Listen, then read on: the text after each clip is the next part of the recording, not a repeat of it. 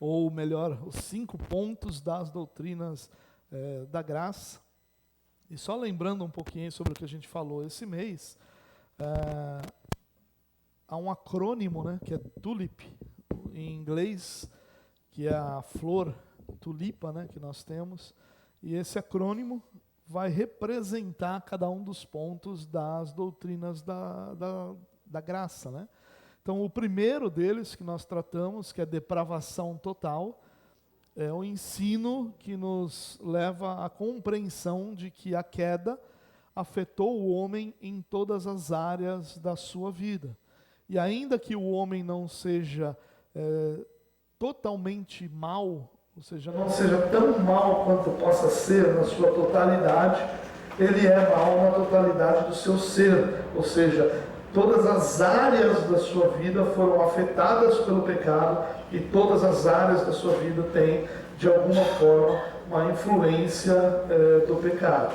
E aí depois nós temos o segundo ponto, que é a eleição incondicional, que é a explicação de que Deus, para resolver a questão da depravação total, vai escolher um grupo de pessoas de forma, e aí o incondicional vai nos lembrar que não há condições nos eleitos, nos escolhidos, para que eles sejam escolhidos. Então a ideia de que Deus elegeu o seu próprio povo, que Deus escolheu o seu próprio povo, Deus escolheu sua própria família, não porque as pessoas escolhidas tenham méritos ou valores especiais ou superiores a outros, mas por motivos que o próprio Deus estabeleceu e que nós não os conhecemos.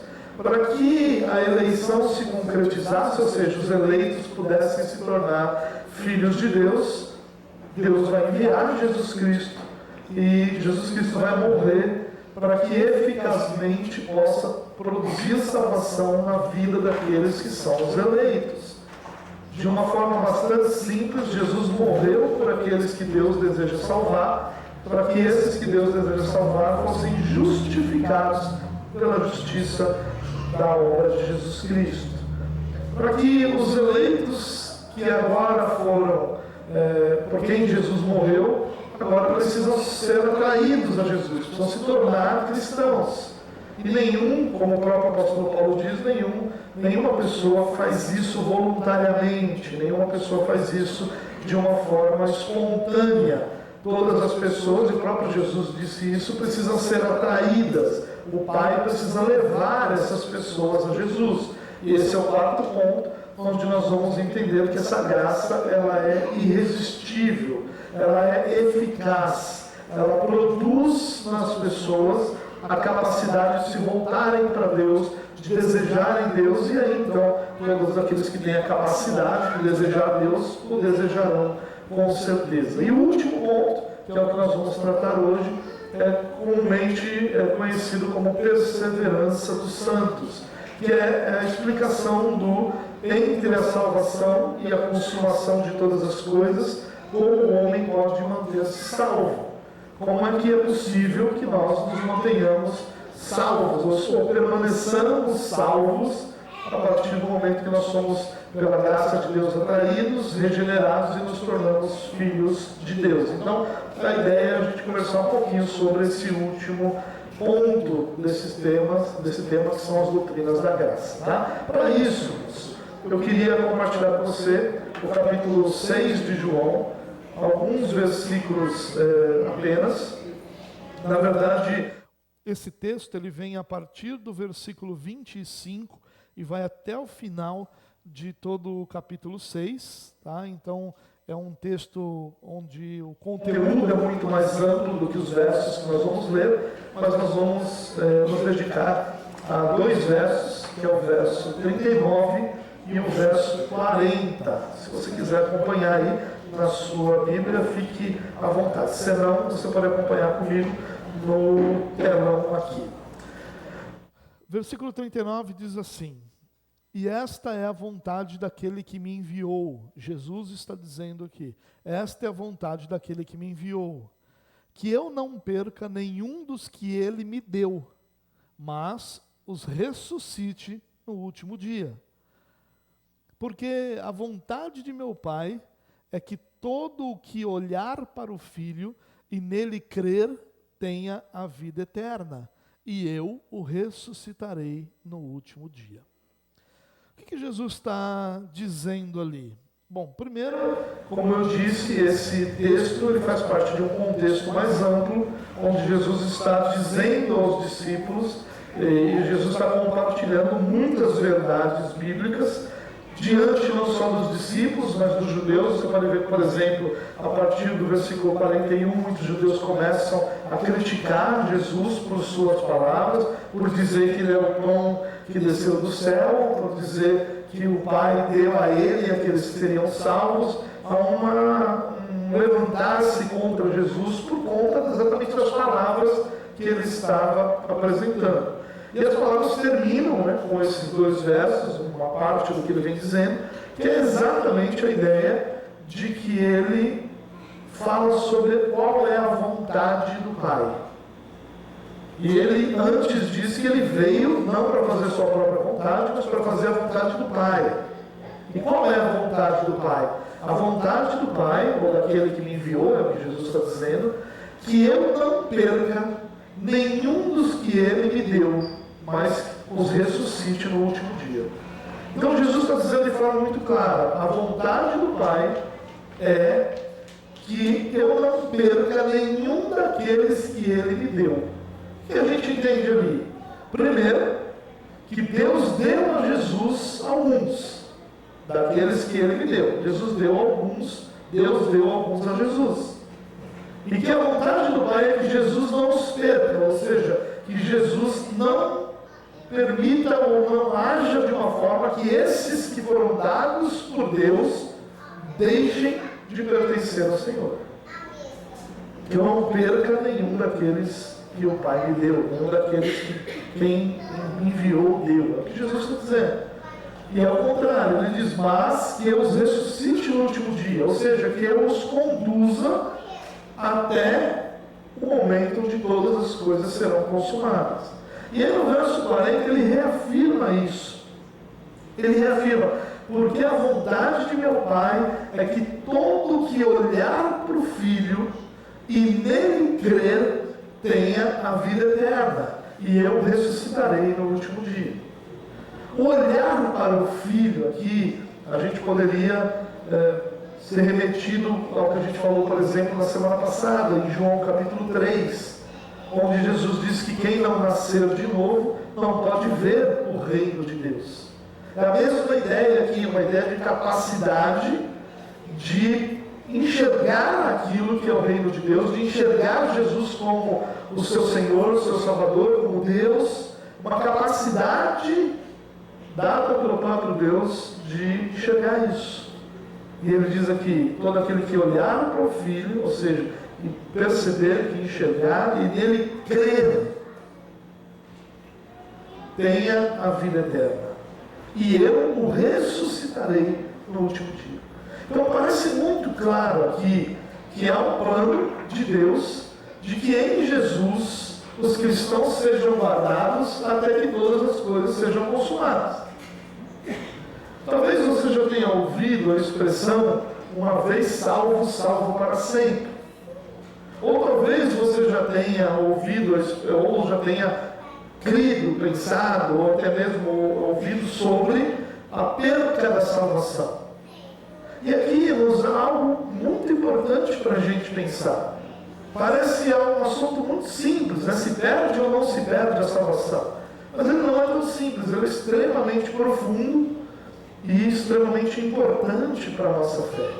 E a primeira coisa que eu queria dizer, irmãos, é que muitos daqueles que se denominam arminianos, né, e não calvinistas, eles não sabem que Armínio cria na perseverança dos santos.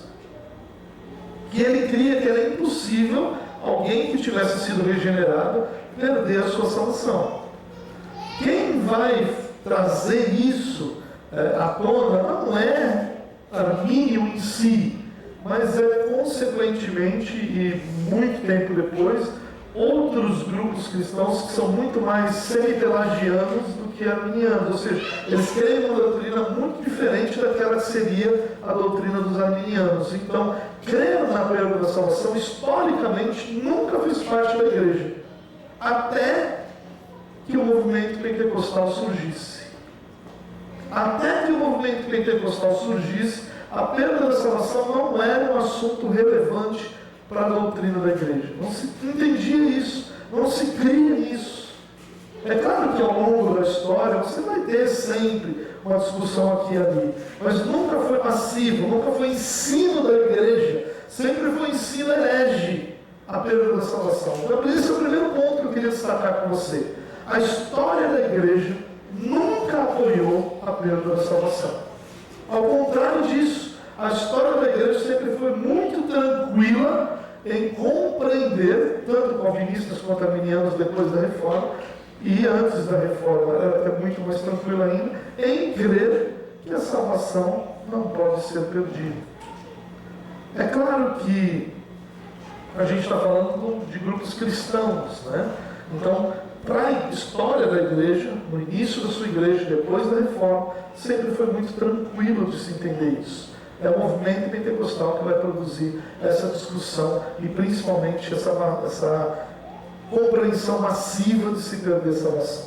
O segundo ponto que eu queria chamar a sua atenção aqui, irmãos, é que fica muito claro quando nós estudamos as Escrituras a incapacidade do homem de ser salvo. E aí nós vamos entender que Deus precisou escolher, Deus precisou enviar seu Filho, o Filho precisou realizar uma obra completa e perfeita, o Espírito Santo precisou atrair e regenerar essa pessoa para que ela pudesse crer. E depois de Deus fazer tudo isso, não faz o menor sentido a discussão de se essa pessoa pode jogar isso fora. Porque ela nunca foi capaz de ter a salvação por si mesma. Porque alguém seria capaz de manter a salvação, de sustentar a salvação, é impossível. Se Deus deixasse a nossa própria sorte, a condição ou a capacidade ou a responsabilidade, melhor dizendo, de mantermos a nossa salvação, quem de nós poderia ser salvo? Nenhum. Deixa eu tentar trazer isso de uma forma mais clara. O que faria alguém perder a salvação? Viver em pecado, certo? Você concorda comigo que existem pecados que nós cometemos que nós nem percebemos? Até que alguém identifique, ou numa oração a gente seja dirigido pelo próprio Espírito, ou numa conversa a gente identifique isso, até então a gente nem percebeu. Todos nós temos essa experiência. Hoje de manhã eu contava com uma pessoa que eu conheci, que na minha infância, na época da escola, essa pessoa disse que eu tive algumas atitudes ruins para com ela e eu nem me lembrava, nem dela, nem das atitudes. Porque tem um ditado que diz que quem bate esquece, mas quem apanha nunca esquece, não é? Então, eu posso estender esse pecado dizendo para quem peca, esquece, mas Deus nunca esquece. Você já imaginou se o que determinasse a nossa salvação fosse um estado de perfeito arrependimento no momento em que Jesus viesse? Quem seria salvo? Ninguém. O que a Bíblia fala sobre você não ter pecado? Aquele que diz não ter pecado é mentiroso. Então, vai existir algum momento da sua vida em que não haverá pecado sobre você? Como é que alguém pode ser salvo, então? É porque não é na nossa ação, nunca foi, nem para sermos salvos, nem para sermos mantidos salvos. Sempre foi pela obra de Jesus.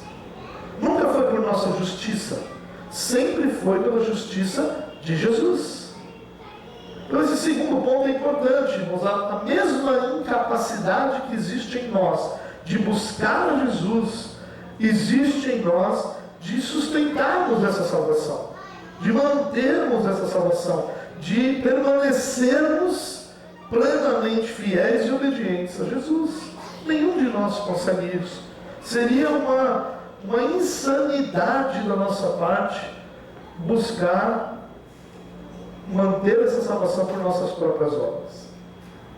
Eu já contei para vocês de uma vez que eu escutei um pregador dizendo assim, num dia de chuva como esse, e só que numa chuva, no aumento do culto, muitas pessoas faltaram, e esse pregador disse, já imaginou se Jesus vier num dia de chuva?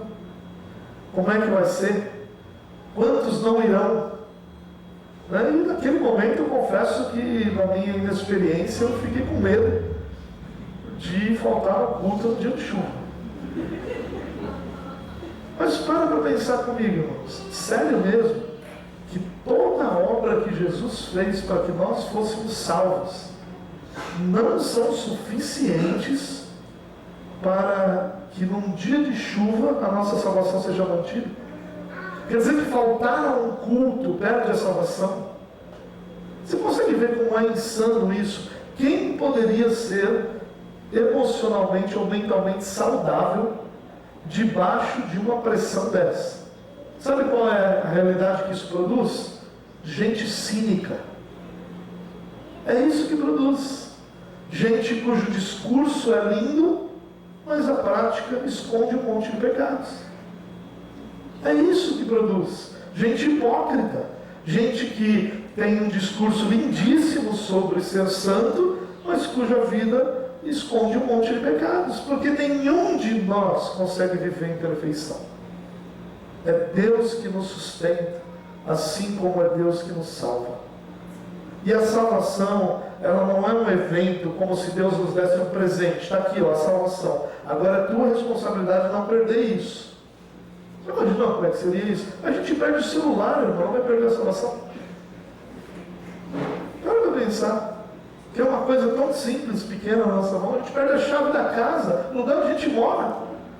Você já imaginou se salvação, uma coisa tão grande e importante, ficasse realmente na nossa mão? Seria impossível que qualquer um de nós não tivesse isso. Mas nós precisamos entender que a busca pela manutenção da salvação, ela nada mais é do que uma expressão de uma religiosidade arrogante e hipócrita. Eu permaneço salvo porque eu faço por onde permanecer salvo. Em outras palavras, o que Jesus fez é suficiente até aqui. Daqui para frente depende de mim. Nada mais é do que uma expressão arrogante e hipócrita de uma religiosidade. E ninguém conseguiria manter sua própria salvação se o próprio Deus não nos sustentasse. É aquela palavra que o próprio Jesus dá e que nós lemos sobre nenhum dos que o Pai deu se perder. Nenhum. Parem para pensar nisso, irmãos. Como é possível que nós imaginemos um Deus que nos concede salvação e depois se retira, deixando a nós mesmos o encargo de sermos tão justos a ponto de não sermos tirados, não ser tirado de nós a salvação? É impossível, é alucinante, é insano. Pessoas não conseguem viver uma espiritualidade saudável por conta dessa teologia. Sabe o que acontece com isso? Há um discurso que supostamente é de santidade, mas na verdade é de arrogância. Você já deixou de ceiar alguma vez por alguma coisa que aconteceu? E aí você veio para a igreja e diz, não vou ceiar hoje não, porque hoje eu briguei com fulano, eu já falei que não devia. Quase todo mundo tem uma experiência assim. E não deveriam ter. Não deveriam. Essa não deveria ser a nossa experiência. A nossa experiência deveria ser hoje, na ceia eu sou lembrado da minha necessidade de arrependimento contínuo. Eu vou me arrepender disso e vou ceiar. Mas por que a gente não ceia quando alguma coisa acontece? Porque a gente acredita que a dignidade está nos nossos atos e não na salvação provida por Jesus, não na cruz de Jesus. E aí então eu digo, eu não sou digno de ceiar hoje, mas só que o mês que vem eu venho aqui e ceio. Opa, quer dizer que esse mês você é digno? Não, esse mês eu me comportei, eu fui um bom menino, esse mês eu não xinguei ninguém no trânsito, esse mês eu não joguei nenhum motoqueiro para fora da pista, né, por mais vontade que eu tenha tido. Esse mês eu não fiz nada, esse mês eu fora, esse mês eu estou de parabéns. E eu venho aqui sem. É mais pecaminoso do que a outra situação. Porque você se considerar digno de chegar diante de Deus por seus próprios méritos deveria te apavorar. Porque a razão de nós não sermos destruídos quando nos colocamos diante de Deus é Jesus Cristo. Porque Deus olha para a obra de Jesus. E isso nos impede de sermos fulminados por nossas próprias obras. Nós somos justificados, é a justiça de Jesus que o Pai vê.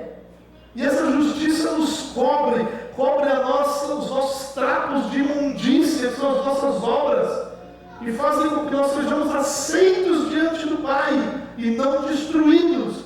Porque qualquer homem, por suas próprias obras, não tem outra esperança diante de Deus senão ser destruído. Deus é santo. Deus não é um ser que está tudo bem para Ele. Esses somos nós. Deus é santo. Deus não aceita outra coisa senão santidade. É por isso que Jesus tem uma obra perfeita. Por isso que Jesus foi santo. Porque assim Ele pode satisfazer a justiça do Pai. Caso contrário, irmãos, nós estaremos perdidos. Deus nos livre de sequer pensar na possibilidade de chegar diante do Pai por nossos próprios méritos, dizendo: Senhor, está aqui as minhas obras. Você lembra daquela peça de teatro, Mãos Vazias? Uma peça, se você é mais antiguinho, você lembra. Essa peça era mais ou menos o seguinte: um dia todo mundo vai aparecer diante de Jesus e cada um vai apresentar suas obras. E aí nessa obra, uma das pessoas chega lá de mãos vazias. E quando ela chega de mãos vazias, ela é rejeitada. Não falta heresia nessa peça. Não falta. Na verdade, a única coisa que existe lá que não é herege é Jesus. O resto é tudo herege. E aí as pessoas chegam e apresentam suas obras diante de Jesus como se essas obras fossem méritos para que elas fossem aceitas. E o que não tem obra não é aceito, é rejeitado. Olha o problema aí. Primeiro, as nossas obras, elas existem porque nós fomos salvos, não para sermos salvos. Eu não faço nada para ser salvo. Eu já fui salvo. Eu faço porque eu fui salvo. E eu quero viver para a glória dele e quero servi-lo. Por isso eu faço as obras. Segundo lugar, ninguém vai estar diante de Jesus ali e ser rejeitado, sendo um filho, por conta das obras não terem sido apresentadas. É outra teologia. Olha que coisa maluca. Você chegar diante de Jesus como filho de Jesus e Jesus dizer: eu não quero mais você como filho, não. Se um ser humano fizesse isso, você consideraria esse cara o quê? O que você diria do pai que diz para o filho: não te quero mais? Você diria que essa pessoa é uma pessoa digna de ser modelo de alguma coisa? Não. Mas você acredita que Jesus rejeita os seus filhos porque os seus filhos fazem aquilo que lhes é natural, que é pecar? Não faz sentido. Mas sabe qual é o problema dessa teologia? É que ela vem disfarçada de... Tem uma pergunta, né, que se faz, ou tem uma preocupação que se tem, que na verdade é mais um disfarce para a nossa arrogância. As pessoas dizem assim: então não presta salvação, então a pessoa pode fazer o que ela quiser. Nossa, para pensar quão desonesta é essa pergunta. Você está falando que uma pessoa foi regenerada pelo Espírito Santo, recebeu o dom de crer, se arrependeu dos seus pecados, e agora ela quer continuar vivendo a vida miserável que ela vivia sem Jesus. Não faz sentido nenhum também. Então a pessoa faz o que ela quiser e ela não perde a salvação. Onde isso está escrito em algum lugar da Bíblia? Não, ela não faz o que ela quer porque agora ela pertence a Jesus. Agora o Espírito Santo habita nela. Agora ela é guiada e dirigida pelo Espírito Santo para servir o seu Deus. Claro que algumas pessoas, cada um no seu ritmo, cada um no seu jeito, algumas pessoas demoram mais, outras menos, para entender essas coisas, mas todos estão sendo guiados pelo Espírito. Se antes, sem Jesus, a pessoa tinha uma vida, depois com Jesus ela tem outra. Não é sobre fazer o que nós queremos, é sobre sermos honestos e dizer que nós não conseguimos ser perfeitamente santos. Porque se o que se exige para a salvação é ser perfeitamente santo, e é isso que se exige para a salvação, a única coisa que nós podemos ter para a nossa salvação é confiança em Jesus Cristo. Se nós não confiarmos em Jesus, o único que é perfeito, nós não nem recebemos nem mantemos essa salvação. É muito importante a gente pensar isso. Essa pergunta, mas isso é perigoso. Uma pessoa me disse isso uma vez. Essa teologia é muito perigosa, porque pode deixar os crentes livres para fazer o que quiser. As crentes vão começar a beber, vão ir para o bailão, vão fazer coisas da vida assim, absurdas. Eu falei, não vão. Sabe por quê? Porque agora o coração deles tem uma coisa que nunca teve, chama temor. Deus deu ao seu povo temor. Isso faz parte da regeneração. Até então, as pessoas podem ter no máximo medo de Deus ou algum tipo de respeito religioso, mas temor, entender o Deus Santo a quem nós vamos prestar conta, entender a responsabilidade que há no meu coração de servir a Deus, de representar esse Deus. Esse temor não vai me deixar fazer o que eu quero. É claro que a gente vai cair aqui e ali. É claro que a gente vai errar aqui ou ali. Mas é muito diferente de perder a salvação. Então, de forma talvez um pouquinho mais teológica, eu diria para você o seguinte: um cristão, ele pode cair. Ele pode cair feio, mas ele nunca vai cair definitivamente. Ele pode pecar de uma forma escandalosa, mas ele nunca vai cair definitivamente.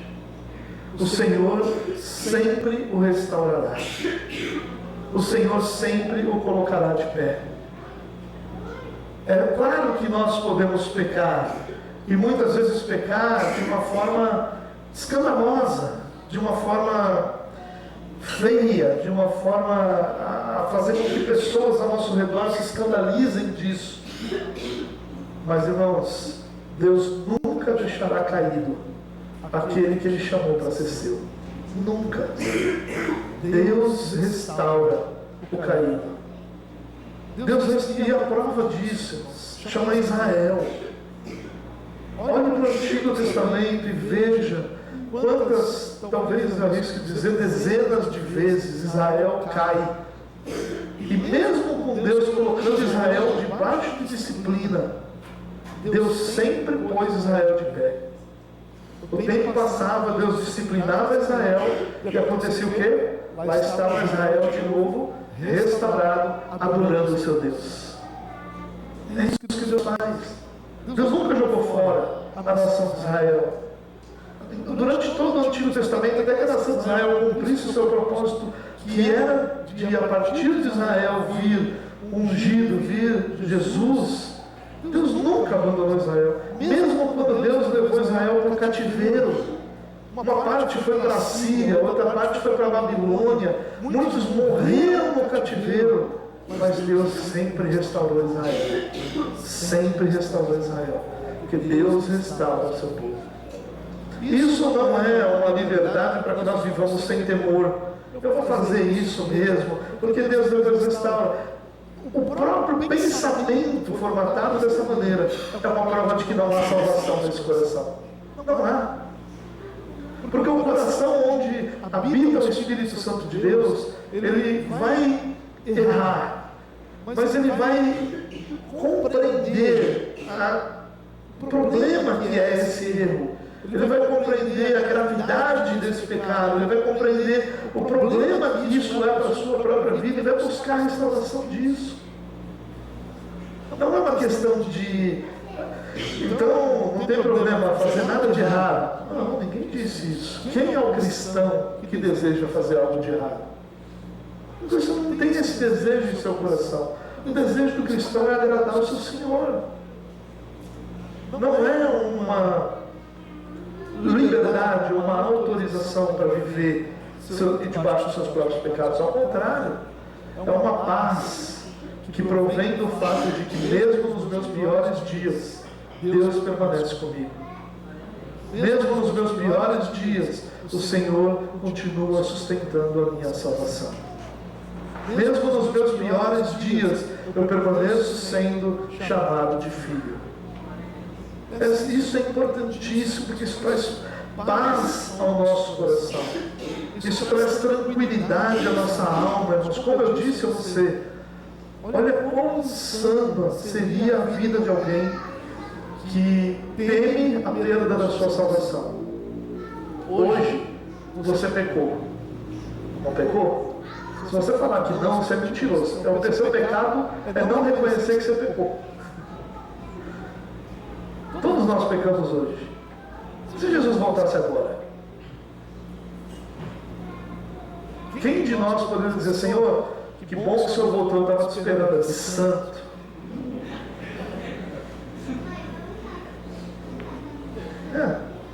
Hoje, por exemplo, como todos os dias da minha vida, eu torci para o Corinthians acabar. Mas isso não é pecado, né? Verdade. Então não peguei hoje. Para pensar, irmãos.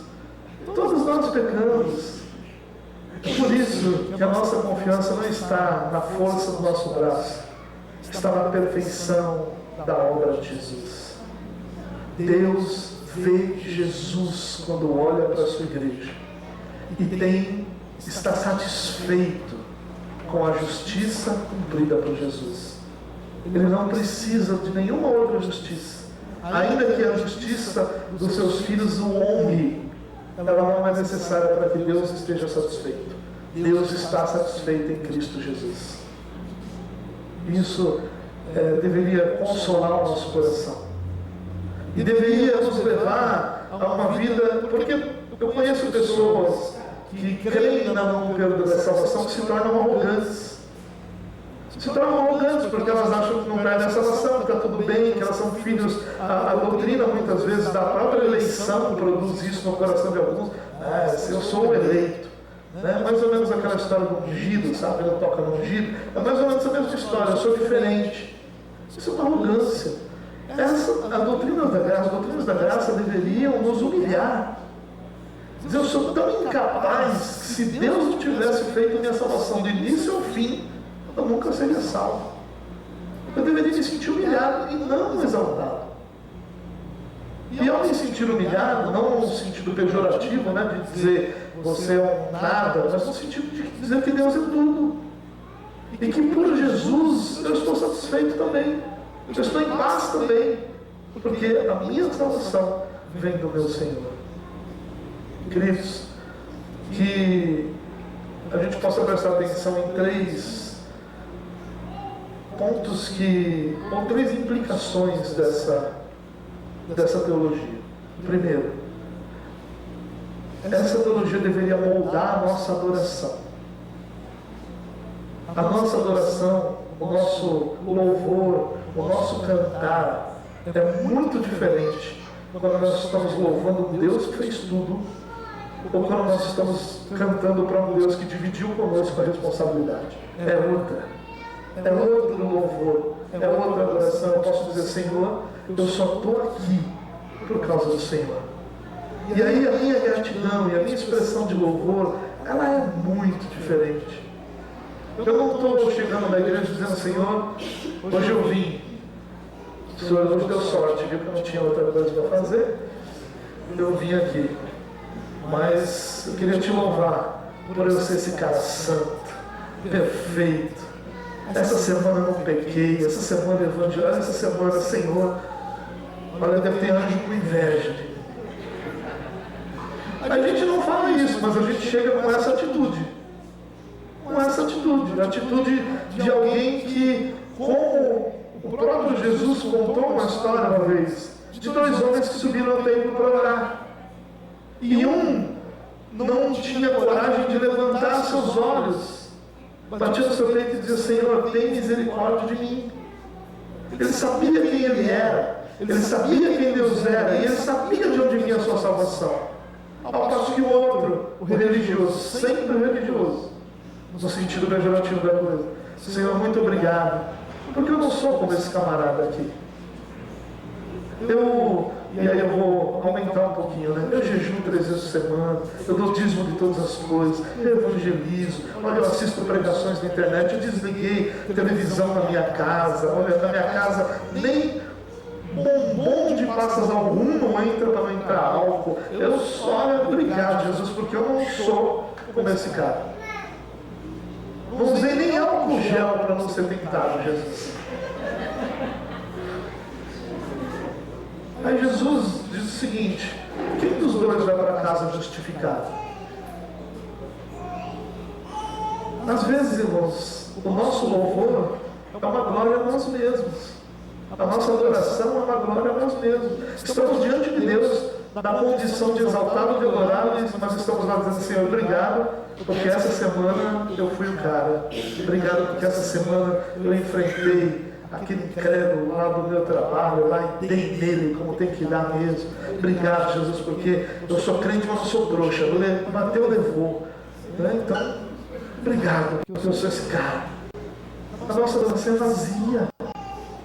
A primeira implicação, crendo nas doutrinas da graça, deve nos fazer adorar a Deus com o coração quebrantado, contrito, sabedor de quem realmente é o Senhor dessa história toda.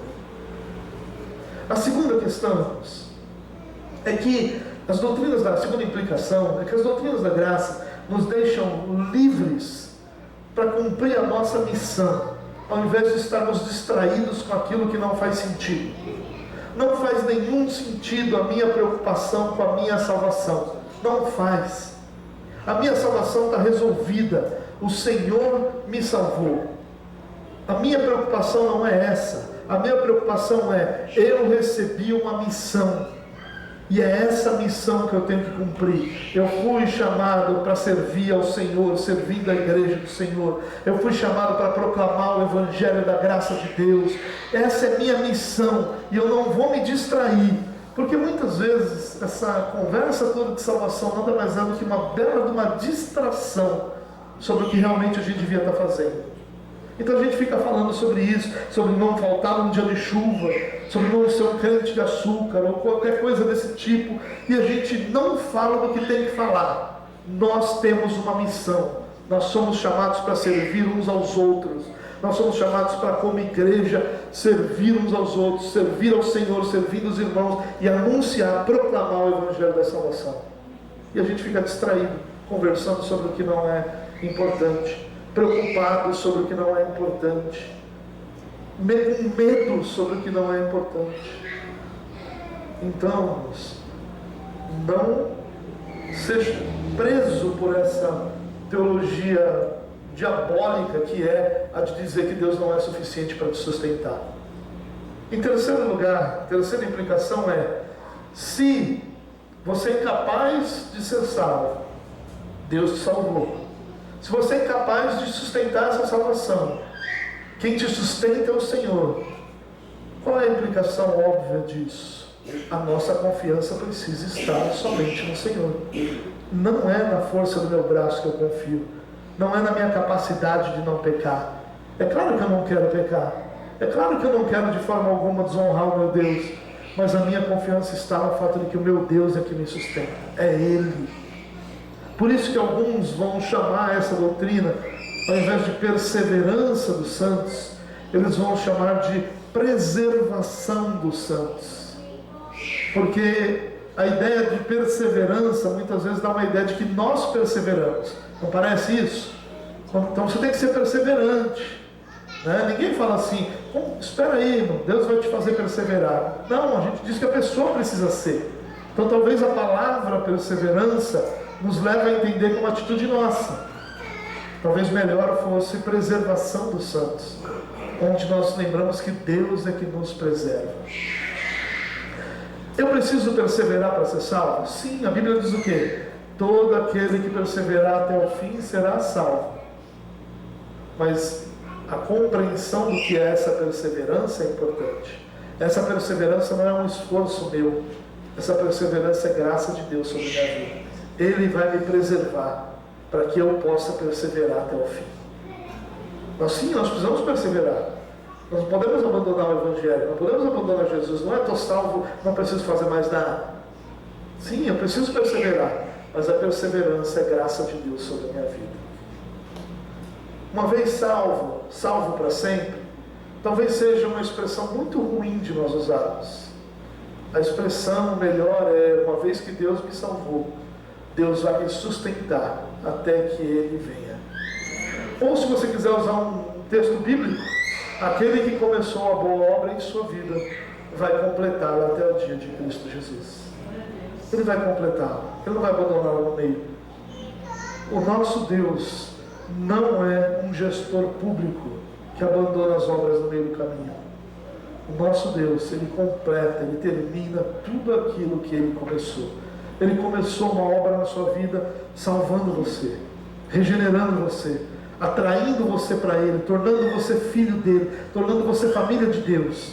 E todos os dias Ele vai te sustentar para que você permaneça filho até que Ele complete a boa obra que Ele começou na sua vida. Não tenha medo de crer que Deus te sustenta. Tenha medo de crer que você precisa merecer a salvação. Tenha medo de crer que você precisa se esforçar para manter-se salvo, quando o seu esforço não deveria ser para isso, deveria ser para glorificar a Deus com a sua vida, e não com a manutenção de uma coisa que já está resolvida, mas para que Deus seja glorificado em você e através de você. Amém? Que Deus nos dê graça, irmãos, para que essas doutrinas possam entrar em nosso coração, e ao invés de transformarmos essas doutrinas em motivo de grande dilema e de grande debate, a gente possa usar tudo isso para louvar o nosso Deus, confiar em nosso Deus e servir ao nosso Deus. Amém? Vamos orar? Pai, nós queremos louvar ao Senhor por tão grande salvação. Nós fomos salvos e somos mantidos salvos porque o Senhor é bom, porque a obra do nosso Salvador é perfeita, porque Jesus declarou consumada a nossa salvação. Quando sua obra foi consumada, nada mais precisaria ser realizado da nossa parte, exceto aquilo que o próprio Senhor já realizou. Obrigado, Jesus. Louvado seja o teu nome. Seja o Senhor engrandecido e exaltado sobre a nossa vida. Receba a nossa gratidão e adoração. E nos ajuda a vencermos todo o orgulho que nos torna merecedores da nossa própria salvação, para que nós possamos viver de forma livre, para nos dedicar àquilo que realmente é a nossa missão. Que o Senhor seja exaltado em todas essas coisas, para a glória do teu nome, Deus. Amém.